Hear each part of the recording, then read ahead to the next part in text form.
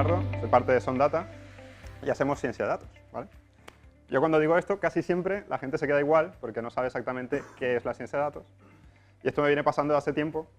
Yo me gradué de Economía en la universidad y cada vez que decía que era economista, pues la gente se queda igual porque nadie sabe qué hace un economista. Entonces ya se me da un poco natural el tener que explicar qué es lo que hago. Entonces mi idea es explicar un poco qué es la ciencia de datos, poniendo un poco de ejemplos, y así matamos dos pájaros de un tiro y pongo qué somos y qué hacemos, ¿vale? Bueno, supuestamente para ser un buen científico de datos hay que tener estas tres cosas. Hay que tener conocimientos en matemáticas y en estadística. Hay que tener ciertas habilidades tecnológicas, que saber un poco programar y utilizar hardware o software que no hayas hecho tú. Y hay que tener business expertise, esto es dominio del tema o del área en el que tú quieras utilizar estas herramientas. Aquí pone business, pero puede ser salud, puede ser educación, pueden ser bichos microscópicos. Este diagrama lo puse porque me viene muy bien para presentar el equipo. Nosotros los tres somos científicos de datos, pero venimos de áreas totalmente distintas. Fede es informático, David es físico y yo soy economista. Los tres estamos ahí un poco mezclados, Fede estaba por esta zona, cuidado, y bueno, me venía muy bien como para no ponerlo, ¿no? Vale, pues ciencia de datos. Para mí, si buscamos en internet qué es ciencia de datos, van a salir muchas definiciones muy variadas, pero para mí al final es un poco la evolución natural de la estadística aplicada, lógicamente, donde tú pues tienes una pregunta, planteas una hipótesis y compruebas que esa hipótesis es cierta o no, basándote en unos datos que tienes.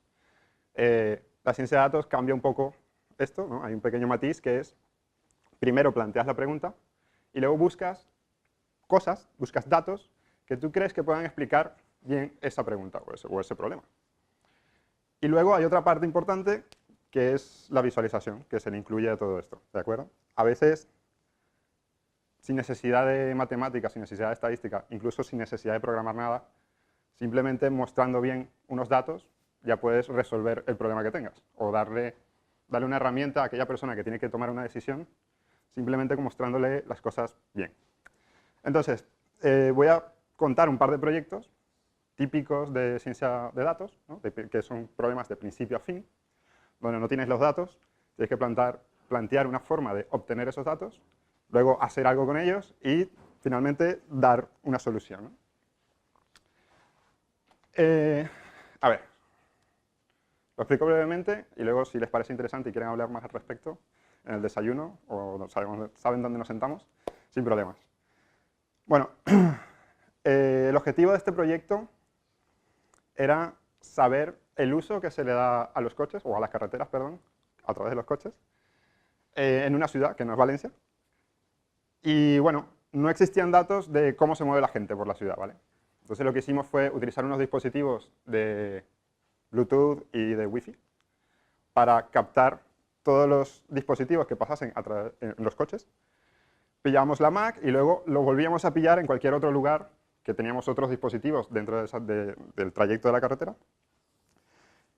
Y bueno, esa fue la primera fase, bastante complicada, obviamente, porque tienes que, bueno, hacerte con los dispositivos, tienes que ver cómo vienen los datos, luego tienes que hacer un preprocesado de esos datos, luego un postprocesado de esos datos, en fin. Es lo típico de ciencia de datos y esta es la parte que mayor tiempo toma, ¿no? Luego, hacer los algoritmos es relativamente fácil, relativamente rápido. ¿Preguntas? Vale, luego se muestra un poco, haces un análisis de esa información cruda que tienes, porque siempre encuentras cosas que no te esperabas, cosas que incluso te pueden dar cierta intuición de qué es lo que está pasando antes de hacer nada. Y luego, para lo que hicimos el proyecto fue para detectar patrones. Detectamos el uso que se le da a las carreteras, ¿no? ¿Por qué la gente va de un punto a otro? ¿De qué punto a otro va? ¿Cuándo lo hace? Y quizás entender el por qué lo hace. Bueno, al final la idea es darle información al encargado de tráfico para que pueda regestionar los recursos que tiene mejor y darle un mejor servicio a la gente, a los conductores. Vamos. Este es otro proyecto, muy buen ejemplo del principio al fin. Es un proyecto que estamos haciendo actualmente para Global Omnium. Es mantenimiento predictivo utilizando imágenes térmicas. Había un problema que en Global Omnium nos dijeron, nos mola esto de utilizar las imágenes térmicas, pero esto es para una depuradora y los contratos en las depuradoras no son lo suficientemente largos como para amortizar una inversión importante. En plan, poner cámaras térmicas en todos los motores o en muchos de ellos, ¿vale? Entonces dijeron, como vosotros vais a ser los que hagan el mantenimiento predictivo luego, diseñennos la forma de tomar esos datos. Entonces lo que hicimos fue buscar unas cámaras portátiles pequeñitas que se conectan al móvil. Hicimos ingeniería inversa a la cámara porque la aplicación que viene de fabricante no tiene las cosas que necesitábamos. Entonces hicimos una aplicación donde la primera foto que tú tomas de una máquina o de una instalación eléctrica, tú pillas esa primera imagen, haces un pequeño procesado y haces una máscara que vas a utilizar luego cada vez que le vayas a tomar una foto a ese mismo motor, te sale una máscara que, bueno, esto es un ejemplo, y la idea es que el operario intente encuadrar siempre la misma foto. Luego hay un pequeño post-procesado porque es imposible que una persona tome siempre la misma foto. Pero bueno, la idea es que cuando tengamos suficientes imágenes de un mismo motor, hacer un análisis de la distribución de calor. El motor nunca va a estar a la misma temperatura, obviamente, pero sin embargo la distribución de calor de cuando está funcionando el motor debería no variar mucho. Entonces, cuando tomemos una foto que varía, que ya sea que esté caliente en algún punto o esté muy frío en algún otro punto, damos una alarma, damos una alerta, llamamos al técnico, al experto, y le decimos, oye, aquí hay un problema. Este es el primer paso del mantenimiento predictivo, luego se puede complicar muchísimo más, se puede hacer mucho más rico, pero bueno, así es como se empieza un proyecto. Y luego, obviamente, vamos a hacer una herramienta para que el experto pueda analizar, pueda coger una imagen y decir, vale, yo quiero saber este cable cómo ha variado la temperatura durante el año entero, en verano, en invierno, etc. Bueno, aparte de este proyecto, hemos hecho otras cosas un poco más también de investigación. Por ejemplo, esto es para que se dé una idea de la cantidad de lugares y de aspectos, industria, de cualquier cosa, que se puede aplicar la ciencia de datos, ¿de acuerdo? Bueno, hemos, por ejemplo, un estudio que hicimos con el INCLIVA, que es el Instituto de Estudios de Investigación del Clínico, que es diagnosticar endometriosis a través de información genética de pacientes. O analizar la recidiva, que es la reincidencia del cáncer o volver a caer en el cáncer, en este caso de pacientes con cáncer de hígado. Luego este proyecto que estamos en ello, estamos trabajando todavía, consiste en cuando un doctor hace un seguimiento de un paciente en plan que dice, bueno, hoy tiene tensión tanto, oxígeno tanto, temperatura tanto, que lo diga hablando y pillar ese audio, transcribirlo y coger clave valor de oxígeno X, tensión X y que se guarde automáticamente mejorando el seguimiento que se le hace a los pacientes. Yo qué sé, diseño y generación automática de estadísticas demográficas, eso lo hicimos con el Ayuntamiento de Valencia. Había que pillar con APIs del INE y de otros lugares, haciendo un poco de scrapping, que se generasen automáticamente las estadísticas. Este proyecto está bastante guay, hay un problema que la gente no tiene en cuenta el peligro que hay cibernéticamente, ¿no? Que te hackeen. Es grave y la gente no contrata seguros suficientes para cubrirse de ese riesgo. Entonces, la Unión Europea quiere estimular el que la gente contrate seguros, pero no sabe cómo hacerlo, porque la gente no entiende cuál es el daño, ¿no? Yo, lógicamente, tenía que hablar de la detección de los protozoos. Este es quizá el proyecto con más carga de inteligencia artificial que estamos haciendo.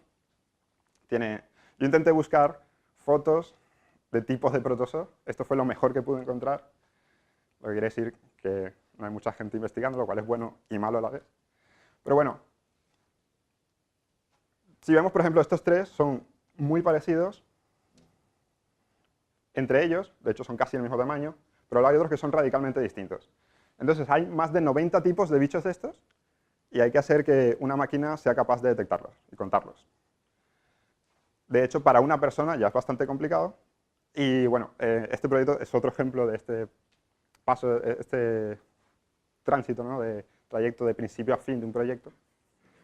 Sí que habían los técnicos de Global Omnium pillado, creo que eran 3000 imágenes o algo así, de protozoos durante 4 o 5 años. hicimos una web donde pudiesen... 11 años. 11 años. Hicimos una web donde subiesen las imágenes, pudiesen etiquetarlas, supervisarlas, y luego entrenar un modelo, una red neuronal, para que aprendiese a detectar los procesos. Como habían 90 y tantas clases y habían 3000 fotos, había muchísimas clases que no tenían casi imágenes. De hecho, creo que solo 10 clases tenían más de 100 fotos. Aún así, tenemos, la primera red tenía un 70 y algo, 37%, si no me equivoco, de precisión, lo cual es increíble. Y ahora, en la segunda fase, lo que hemos hecho es pillar un escáner, microscopio. Fede le está haciendo un poco de ingeniería inversa para hacer que haga el escaneo con ciertos parámetros que hemos validado con el técnico. Y bueno, la idea es subir miles de fotos y que la gente los técnicos se pongan a etiquetar a saco y entrenar la red. Bueno, estas imágenes, que son distintas, las que habían antes se hacían en contraste de fase, que son imágenes verdes, azules y tal. Y el escáner solo trabaja en campo claro, pero aún así pasamos la red neuronal que ya teníamos entrenada en imágenes nuevas y, bueno, funciona. Y además bastante bien. Esto sí que tiene un poco de trampa porque las rotarias justamente teníamos muchas imágenes, son bastante fáciles de detectar. Pero bueno, aún así trabaja bastante bien. La idea es entrenar con muchas imágenes de este tipo y que lo haga automáticamente el ordenador. Vamos. Y me dijeron antes, mis colegas, que tenía que poner en valor, es muy importante, tener en cuenta que todo esto son herramientas, ¿de acuerdo? Son cosas que podemos utilizar, pero que lo importante, o el valor que tenemos que transmitir, es el análisis, ¿no? El pensamiento crítico y analítico de para qué quieres hacer algo, ¿no? Si tienes un problema, no es meterle una red neuronal y ya tenemos resuelto el problema, no. Es quizás hacer una media, ya te funciona. La cuestión es saber exactamente para qué lo vas a hacer y por qué, ¿de acuerdo? Si tienen alguna pregunta, esto es todo. David y Fede estarán encantados de responderles. Y gracias.